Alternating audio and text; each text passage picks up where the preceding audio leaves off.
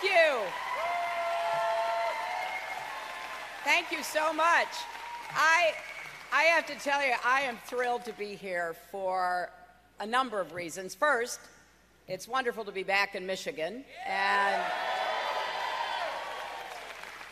you can really feel the energy and dynamism that is driving this state's comeback.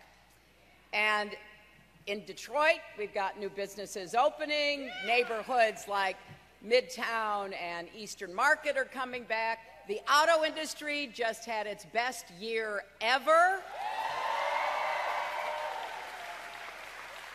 Over in Ann Arbor, high-tech firms are thriving. The next generation of engineers are getting trained up in Houghton. And here at Futuramic, so well named, you are on the front lines of what I believe will be a true manufacturing renaissance in America. And I just was given a short but exciting tour by Mark Jurak and John Couch, who were telling me about how this company was started as, and for most of its early history, was an auto supply company. And then in 2000, as the market began to change and some of the auto companies began to realign, they were faced with a choice. We all face choices in life, don't we? And this company could have just said, hey, you know, our business is not going to be what it was. We got to just fold up. Let's, just kind of quit. But that's not what happened here. And what happened here is what can happen across America. You are in now what is largely an aerospace company. And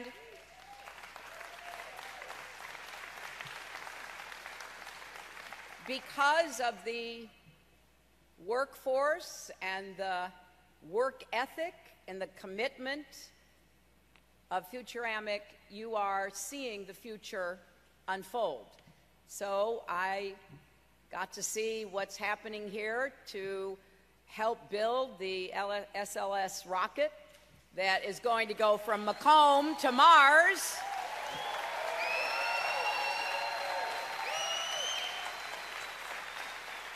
I saw the two halves of an F-35 nose cone waiting to be put together. I talked with some of the workers about the absolute perfection that is required to do this work. And what I believe with all my heart is that what's happening here can happen in so many places if we put our minds to it, if we support advanced manufacturing, if we are the kind of country that once again understands how important it is to build things. We are builders, and we need to get back to building. So we're making progress. None of us can be satisfied until the economic revitalization we're seeing in some parts of Michigan reaches every community, but it is inspiring to see this combination of old-fashioned hard work and cutting-edge innovation. And I know my opponent in this election was here in Michigan about a week ago, and it was like he was in a different place. When he visited Detroit on Monday, he talked only of failure, poverty, and crime. He is missing so much about what makes Michigan great.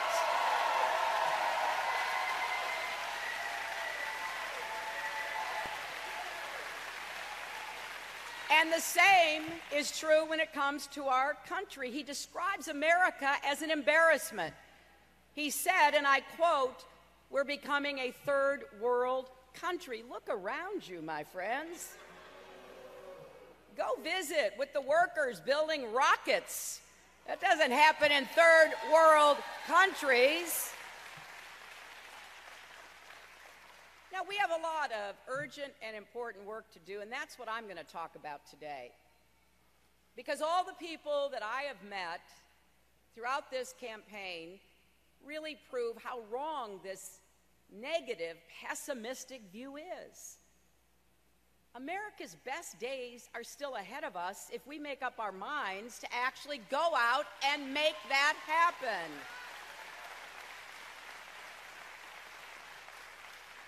Just consider our assets. We have the most dynamic, productive workforce in the world, bar none.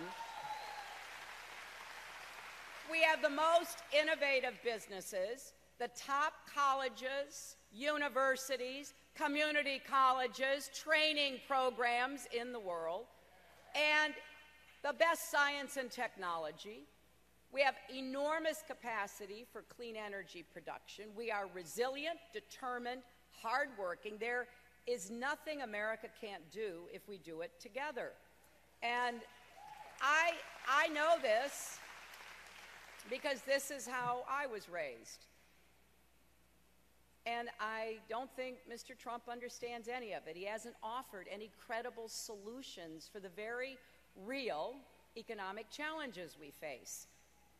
Now, those challenges emerged long before the Great Recession, and they have persisted through our recovery. There is too much inequality, too little upward mobility. It is just too hard to get ahead today. But there are common sense things that your government could do that would give Americans more opportunities to succeed. Why don't we do it? Because powerful special interests and the tendency to put ideology ahead of political progress have led to gridlock in Congress. And how can you not be frustrated and even angry when you see nothing getting done?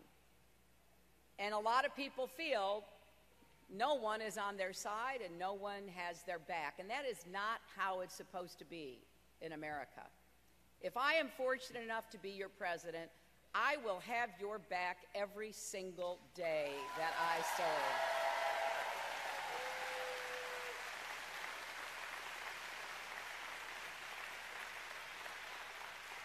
And my mission in the White House will be to make our economy work for everyone, not just those at the top.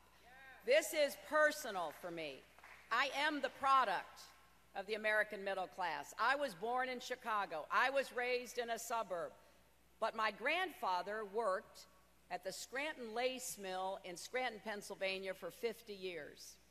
And because he worked hard, my dad was able to go to college and eventually start his own small business and then send me out into the world to follow my own dreams.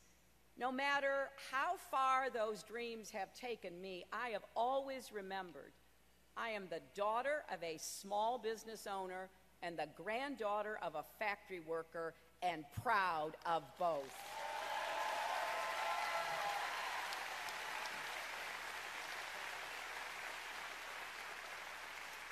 So here's what I want. I want every American family to be able to tell the same story. If you work hard, you do your part, you should be able to give your children all the opportunities they deserve. That is the basic bargain of America. Now, whether we will be able to renew that bargain on even better terms for the 21st century depends in large measure on the outcome of this election. So here are 4 questions that I hope the American people will ask of both candidates, and that the answers should help make your choice in November crystal clear. First, which candidate has a real plan to create good-paying jobs? Second, who will restore fairness to our economy and ensure that those at the top pay their fair share of taxes?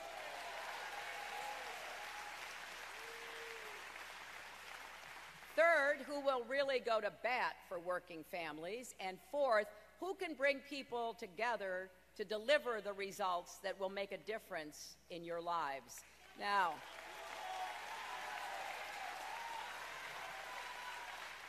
I hope that after giving a fair hearing to both sides, you will join the millions of people across our country supporting this campaign, not just Democrats, but a growing number of Republicans and independents as well. Now, when it comes to creating jobs, I would argue it's not even close. Even conservative experts say Trump's agenda will pull our economy back into recession. And according to an independent analysis by a former economic advisor to Senator John McCain, if you add up all of Trump's ideas, from cutting taxes for the wealthy and corporations, to starting a trade war with China, to deporting millions of hardworking immigrants, the result would be a loss of 3.4 million jobs. Now, by contrast, the same analysts found that with our plans, the economy would create more than 10 million new jobs.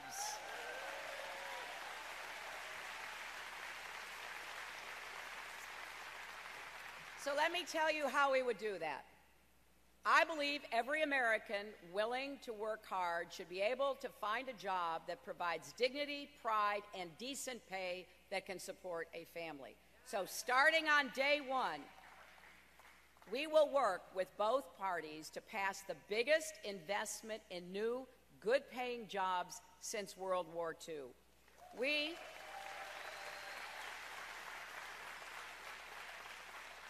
will put Americans to work, building and modernizing our roads, our bridges, our tunnels, our railways, our ports, our airports.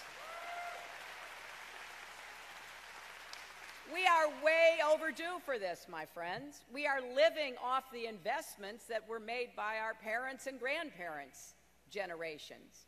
We will also help cities like Detroit and Flint connect underserved neighborhoods to opportunity expanding affordable housing, and we will repair schools and failing water systems as well.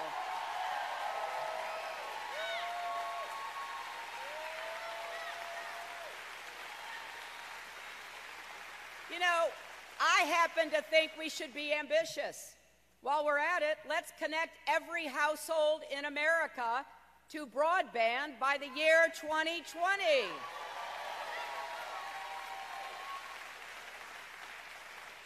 It's astonishing to me how many places in America, not way far away from cities, but in cities and near cities, that don't have access to broadband.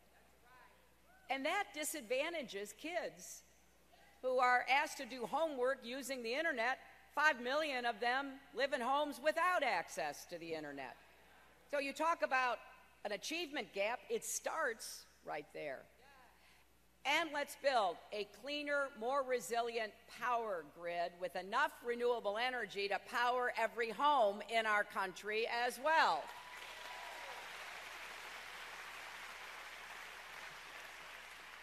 Some country is going to be the clean energy superpower of the 21st century and create millions of jobs and businesses. It's probably going to be either China, Germany, or America. I want it to be us. We invent the technology, we should make it and use it and export it, which will help to grow our economy. And here's something that you don't always hear enough of from Democrats. A big part of our plan will be unleashing the power of the private sector to create more jobs at higher pay. And that means for us creating an infrastructure bank to get private funds off the sidelines and complement our private investments. $25 billion in government seed funding could unlock more than $250 billion and really get our country moving on our infrastructure plans.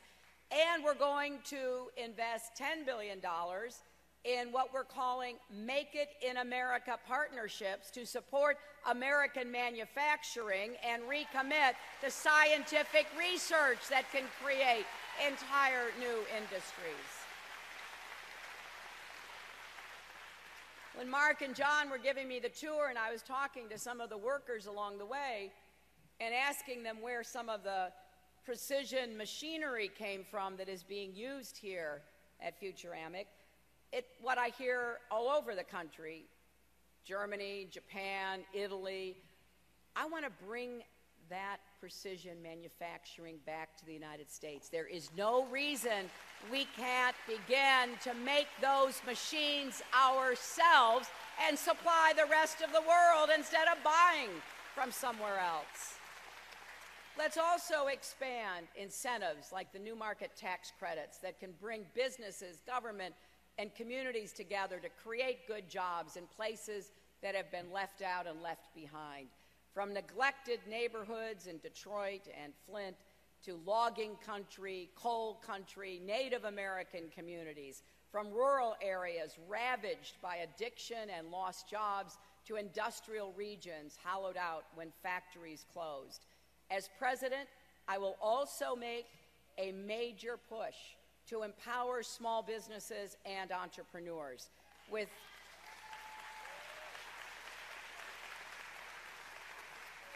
new national initiatives to cut red tape at every level and expand access to credit, especially through community banks and credit unions. I will propose a new plan to dramatically simplify tax filing for small businesses.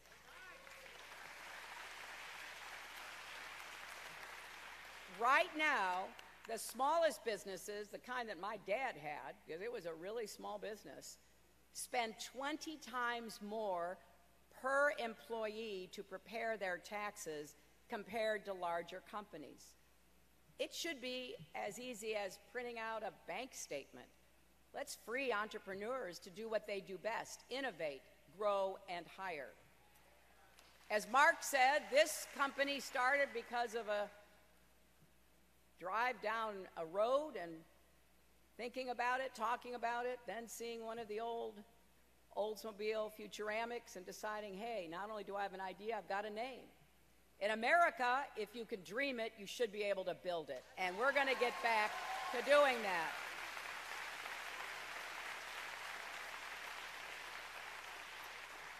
Now, Donald Trump has a different view. He's made a career out of stiffing small businesses from Atlantic City to Las Vegas.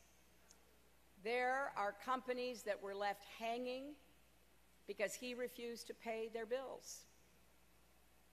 A lot of those companies scraped together what they could to pay their employees, and many of them put their businesses at risk, and some of them ended up taking bankruptcy. It wasn't because Trump couldn't pay them, it was because he wouldn't pay them. And that's why I take it personally. My dad ran a printing plant. He had two really long tables. He printed fabric for draperies. He would lay out the fabric, and then he would take a silk screen, and he would go down the table. He'd put the silk screen down, he'd pour the paint in, he'd take the squeegee, he'd go across the screen, he'd lift it up, he'd go down, all the way to the end, then he'd start on the other table. He worked hard. And then when he finished, he would load all that fabric up, put it in his car, and take it to the business that had ordered it. Maybe a restaurant or a hotel or some office. He expected to be paid when he showed up. He did the work. He paid for the supplies and the labor that he often hired to help him on big jobs. He expected to be paid. I can't imagine what would have happened to my father and his business if he had gotten a contract from Trump. And showing up and submitting his bill had been told, we're not going to pay. And if you don't like it, sue us. My father never could have sued a big organization like that. I just don't understand it. I've met all kinds of workers, painters, plumbers. I've met small businesses that provided pianos, installed glass or marble, all of whom were denied payment. And after going back time and again being told, well, maybe we'll pay you 30 cents on the dollar or 50 cents on the dollar. That's not how we do business in America. So we've got to create more good jobs that are going to help more people. For example, our modern service economy is empowering consumers with more choices and greater flexibility, but we do have to empower the workers in our service sector too. The people taking care of our children and our parents, they deserve a good wage and good benefits and a secure retirement. And it's crucial that every American have access to the education and skills they need to get the jobs of the future. So we will fight to make college tuition-free for the middle class and debt-free for everyone.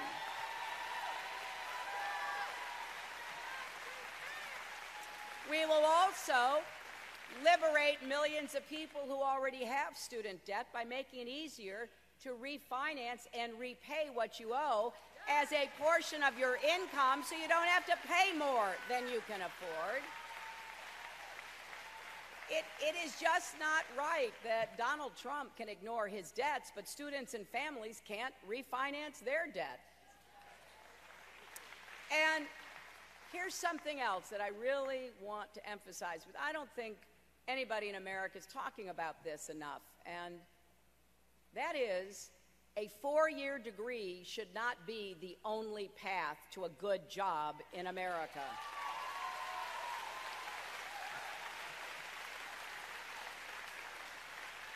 You should be able to learn a skill, practice a trade, make a good living doing it. So many Americans have the talent and the will to succeed, whether they're kids right out of high school or older people displaced by automation and outsourcing. And for too long, big promises about the power of training and retraining haven't delivered like they should.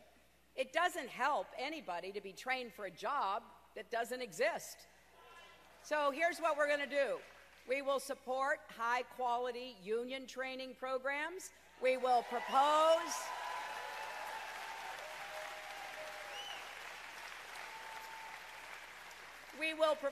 new tax credits to encourage more companies to offer paid apprenticeships that let you earn while you learn. We will do more, including a national campaign to dignify skills training across the board. I think we've got to reverse what has become a kind of, commonplace view, which is everybody needs to go to college. Well, in fact, more than half of the jobs that are going to be available in 2020 do not require a college 4-year degree. So, for welders and machinists and tool and die makers and health technicians and coders and so many others, let's get the word out. There are really good jobs for people right now, and there will be more in the future if you get the skills in high school, at community college, in an apprenticeship, or other training program.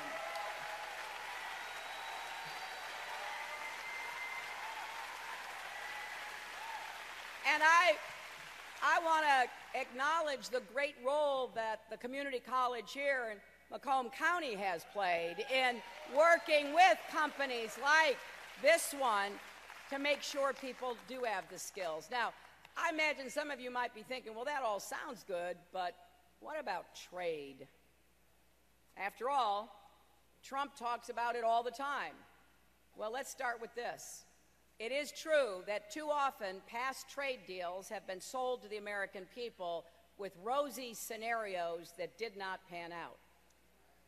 Those promises now ring hollow in many communities across Michigan and our country that have seen factories close and jobs disappear.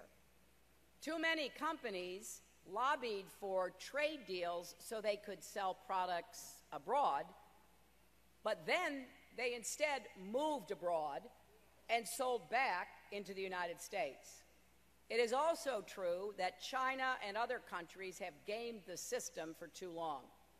Enforcement, particularly during the Bush administration, has been too lax.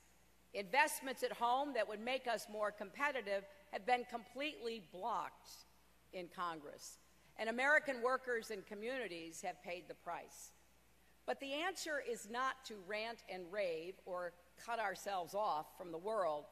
That would end up killing even more jobs. The answer is to finally make trade work for us, not against us. So my message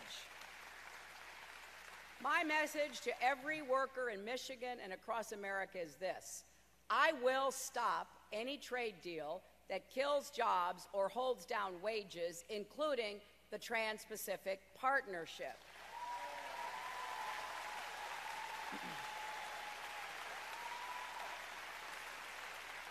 I oppose it now, I'll oppose it after the election, and I'll oppose it as president.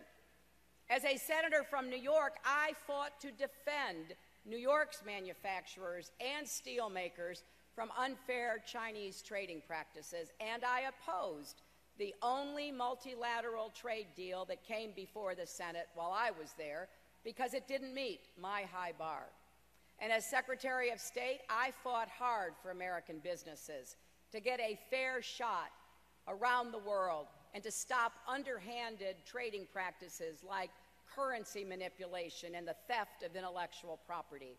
So as president, I will stand up to China and anyone else who tries to take advantage of American workers and companies.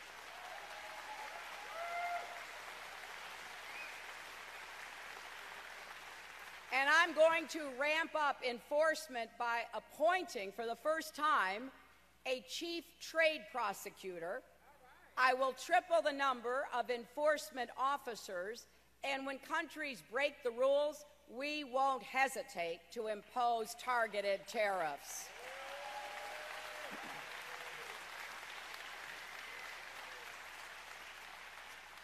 Now, Mr. Trump may talk a big game on trade, but his approach is based on fear, not strength. Fear that we can't compete with the rest of the world, even when the rules are fair. Fear that our country has no choice but to hide behind walls. If Team USA was as fearful as Trump, Michael Phelps and Simone Biles would be cowering in the locker room, afraid to come out to compete.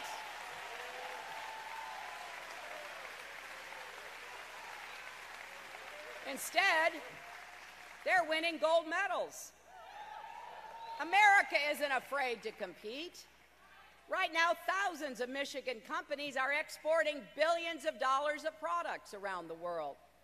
We want them to sell even more and create even more jobs here at home.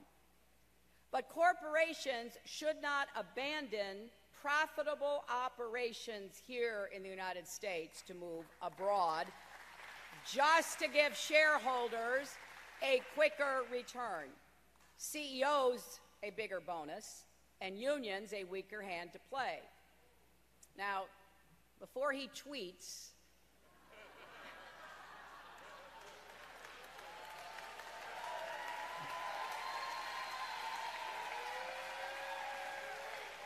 about how he's really the one who will put America first in trade, let's remember where Trump makes many of his own products, because it sure is not America.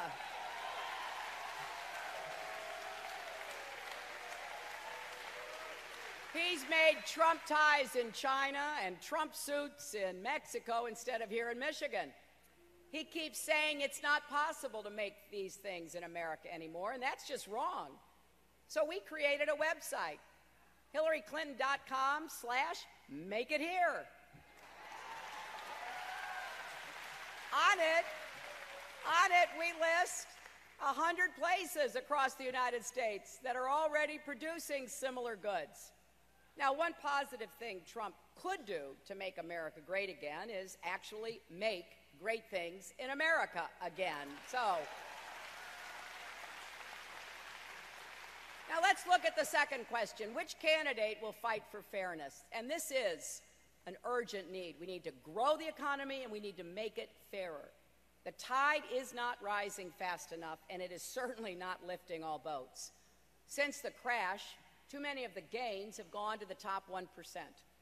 The rules and incentives in our system reward corporations for putting short-term stock prices above long-term investments in their workers, equipment, and research.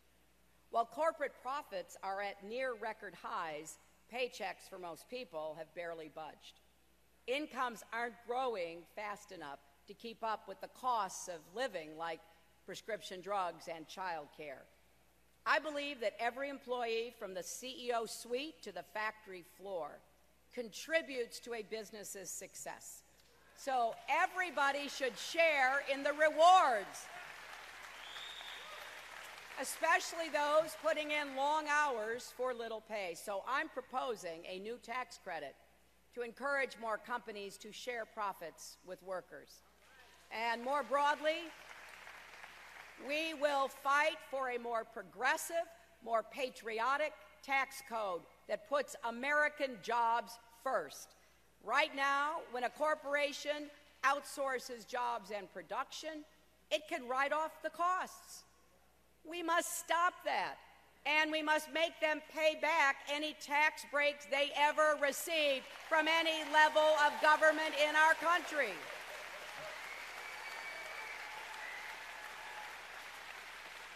And for those that move their headquarters overseas to avoid paying their fair share of taxes, they're going to have to pay a new exit tax. So if they want to go, they're going to have to pay to go.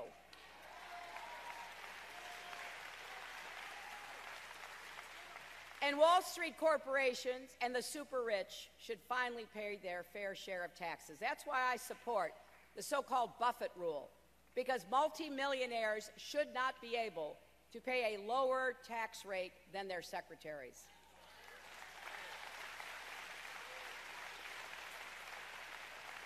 We should also add a new tax on multimillionaires, crack down on tax gaming by corporations, and close the carried interest loophole, something I've advocated for years. Now, compare what Trump says. Now, there is a myth out there that he will stick it to the rich and powerful because somehow he's really on the side of the little guy. Don't believe it. Not when he pledges to rip up basic rules that hold corporations accountable, when he wants to scrap regulations that stop polluters from poisoning the air our children breathe and the water we drink, let insurance companies write their own rules again. Trump would roll back the tough rules that we have imposed on the financial industry.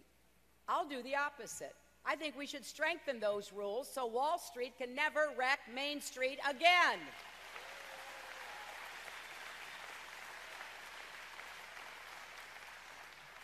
Trump even wants to abolish the Consumer Financial Protection Bureau, a new agency that has already returned more than $11 billion to 25 million Americans who were taken advantage of by corporations. Why would you get rid of that? And then there is Trump's tax plan. He would give trillions in tax cuts to big corporations, millionaires, and Wall Street money managers. That would explode our national debt and eventually lead to massive cuts in priorities like education, health care, and environmental protection. In his speech on Monday, he called for a new tax loophole. Let's call it the Trump loophole, because it would allow him to pay less than half the current tax rate on income from many of his companies. He'd pay a lower rate than millions of middle-class families. One nonpartisan expert at the Tax Policy Center described this plan as, and I quote, a really nice deal for Donald Trump. Of course, it's hard to say how nice, because he refuses to do what every other presidential candidate in decades has done and release his tax returns.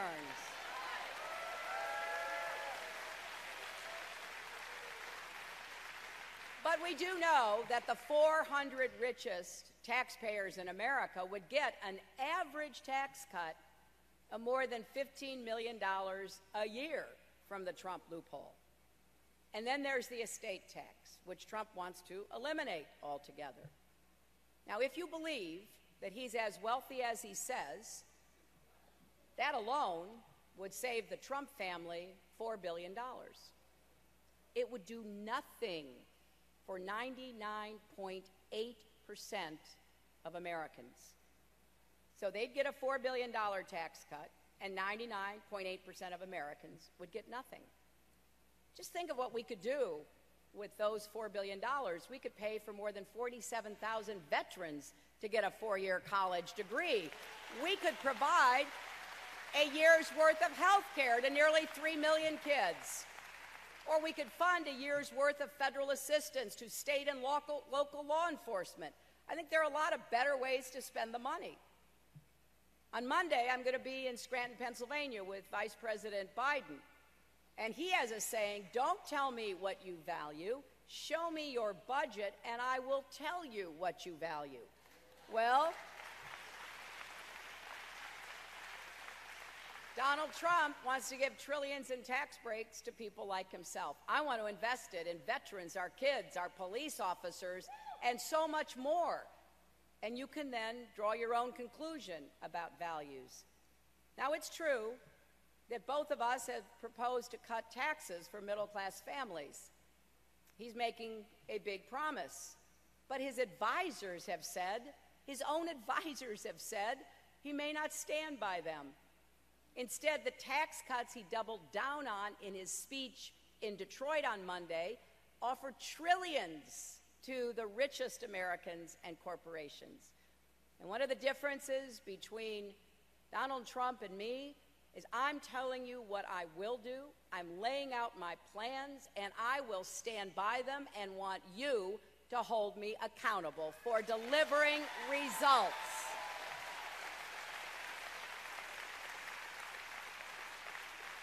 You know, this all reminds me of that old saying, if it sounds too good to be true, it probably is. And that brings us to the third question. Which candidate can you actually count on to go to bat for workers and working families? It is not enough to pay lip service to being on your side. We have to recognize how Americans actually live and work in the 21st century and then offer real solutions that make your lives easier. We know that women are now the sole or primary breadwinner in a growing number of families. We know more Americans are cobbling together part-time work or striking out on their own. So we have to make it easier to be good workers, good parents, and good caregivers all at the same time. That's why I've set out a bold vision to make quality, affordable child care available to all Americans and limit the cost to 10% of family income. On Monday, Trump offered his first real ideas on this topic because previously he had dismissed concerns about child care. He said it was, quote, not an expensive thing because you just need some blocks and some swings. Now he says he wants to exclude child care payments from taxation. His plan was panned from the left, the right, the center, because it transparently is designed for rich people like him. He would give wealthy families 30 or 40 cents on the dollar for their nannies and little or nothing for millions of hardworking families trying to afford child care so that they can get to work and keep the job. I think instead we should expand the child tax credit to provide real relief to tens of millions of working families struggling with the costs of raising children, the same families that his plan ignores. And that's just a start, because the more we do to help working families, the more our entire economy will benefit. For example, guaranteeing equal pay won't just increase paychecks for women, it will boost family budgets and get incomes rising across the board. And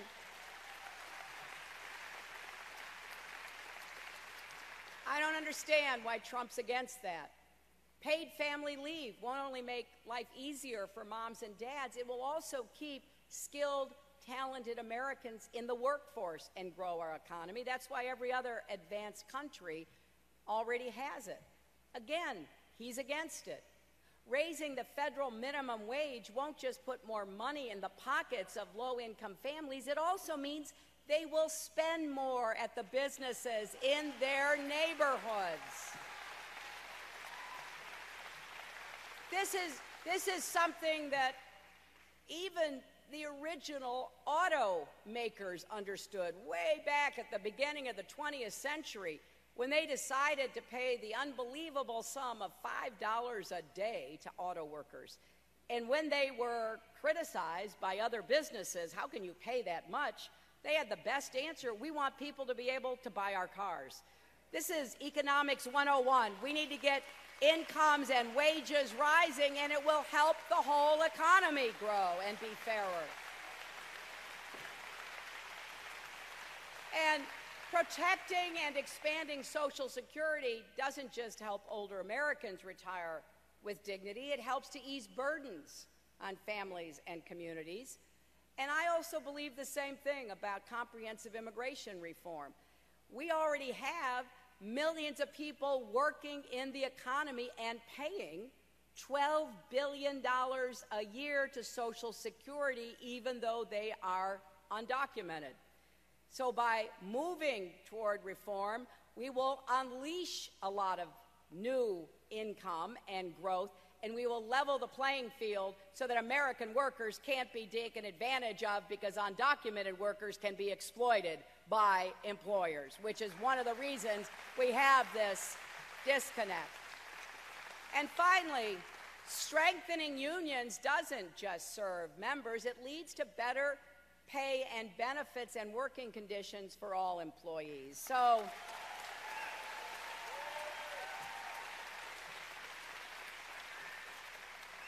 I've also said I will defend and improve the Affordable Care Act, and for me that includes giving Americans in every state the choice of a public option health insurance plan that will help everybody afford coverage. It will strengthen competition and drive down costs. Now, these are all causes I've worked on for decades, and I believe they point to a fundamental truth about our economy. It can seem like a zero-sum when you are competing for a job, a promotion, or a contract, if someone wins and someone loses, but that is not the full picture. If you step back, you'll see we're all in this together. If we can grow together, we can all rise together. Because you know what I like to say, we are stronger together, and that's why the fourth question is key, and it's this: who can bring people together to get any of this done? Right? Well, I believe I can, because I think I can provide serious, steady leadership that can find common ground and build on it based on hard but respectful bargaining with the other side. Leadership that rises above personal attacks and name-calling, not revels in it. I just don't think insults and bullying is how we're going to get things done. And I don't think that that's the appropriate approach for us. I know it's hard to imagine, but there was a time when Democrats and Republicans actually worked together. I know that's true. I did it as First Lady, Senator, and Secretary of State. It's how we created the Children's Health Insurance Program, which covers 8 million kids. It's how we rebuilt New York after 9/11, and how we passed a treaty reducing the threat from Russia's nuclear weapons. So I am convinced, based on my experience, that we can do this. And one of the reasons that I asked Senator Tim Kaine to be my running mate is that he also has a record of working across the aisle to get things done as a mayor, a governor, and a senator. So we're going to make full use of the White House's power to convene. We're going to get everyone at the table, not just Republicans and Democrats, but businesses and labor unions, academics, experts, but most importantly, Americans like all of you.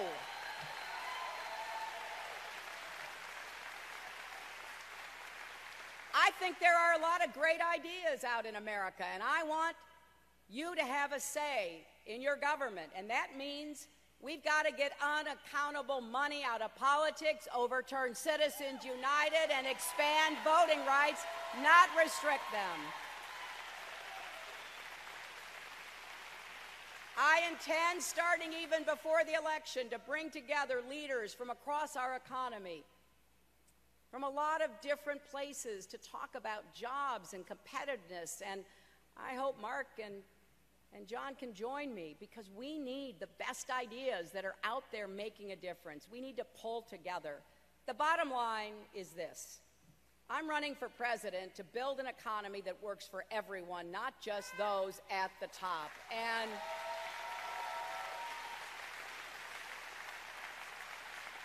based on what we know from the Trump campaign, he wants America to work for him and his friends at the expense of everyone else.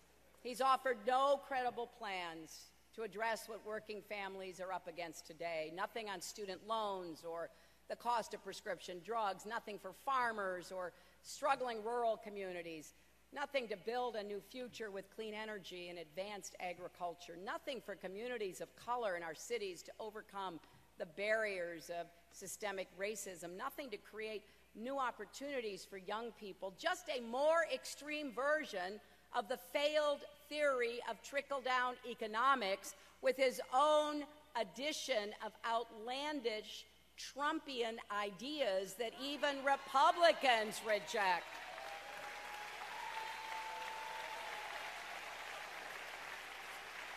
And as we heard him say at his convention, he may believe that he alone can fix our country, but clearly he doesn't know the people of Michigan.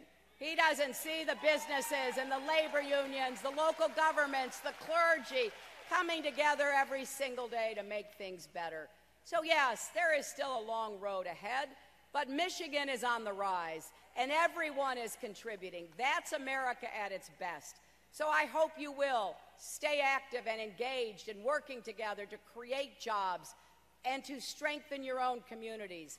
And I hope you will work to get out the vote in November, because if we